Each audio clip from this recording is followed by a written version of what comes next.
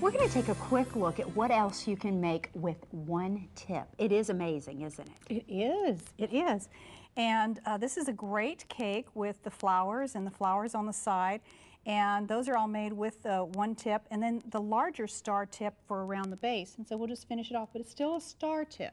This is an adorable cake. It would be great for so many occasions. I could see this Mother's Day, a spring banquet, a spring luncheon, a ladies' luncheon. It really is. And what kind of cake would you use? What would you recommend? What kind of recipe? Well, I look at that, and because I think of spring, I think of, you know, lemon, orange, you know, light mint. It really could be anything you wanted, and you could actually do the filling in between the cake also in, you know, like a flavored color. Or because you're thinking maybe of spring when you see the flowers, you could actually do you could do ice cream. I was thinking fruit. Oh, okay. Oh, that would be great, like an apricot glaze or something like. Oh, wonderful. Yeah. Okay. But so that you have a guide when you're actually doing the cake flour, I've just used a cookie cutter.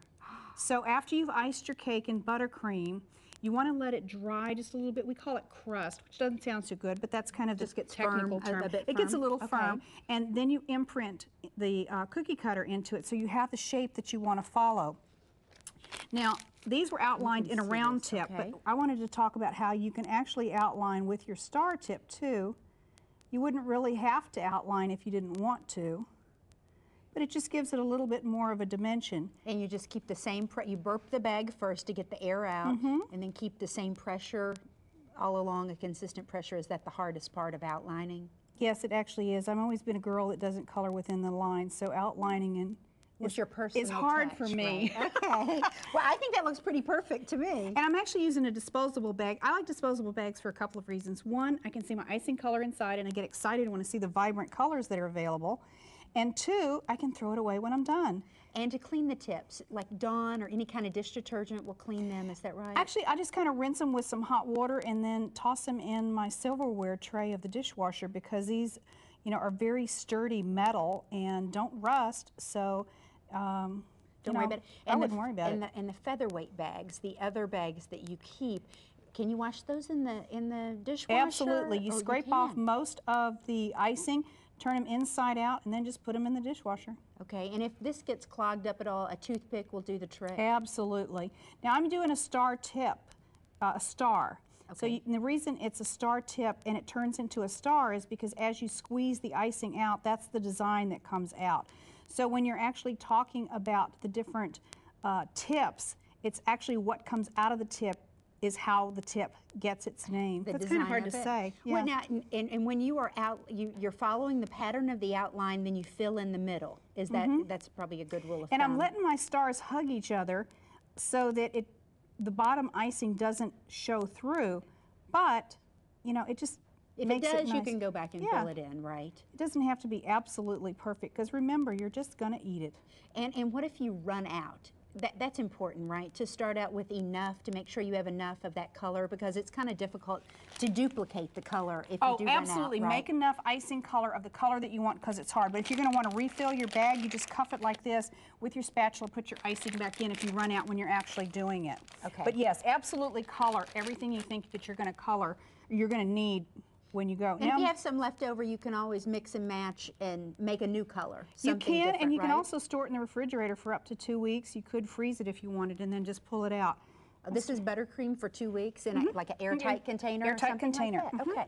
Now, let me take another star tip, since we're talking about one tip decorating, and you could leave it like that. I think it looks attractive, but it might even look prettier if you just put a vine down here. So you're just running it kind of straight, then you're... Yeah. And then I'm just kind of like, stop pulling and then pulling it together. Now, if you had a little pokey there, what you might want to do is just pull it in, and let me put a leaf. And you know what? This serves about 16, but if you needed more servings, you could do a cupcake. But oh, wait, let me see. And here's the stars on the bottom. While you're working on the board, now this is the big mama star, right? This one makes the large star. Yeah. You can see that coming off, and you just stop your pressure, is that right, when you're pulling away? And I'm doing it upside down and backwards. It looks better if you do it right. So if I do one back here, let me show you I can really do it right. Oh, you can, can't you? That is pretty. And that takes a lot of icing, though, so do start out with plenty, right? Do start out with plenty. You could also use 2 tips and 2 bags.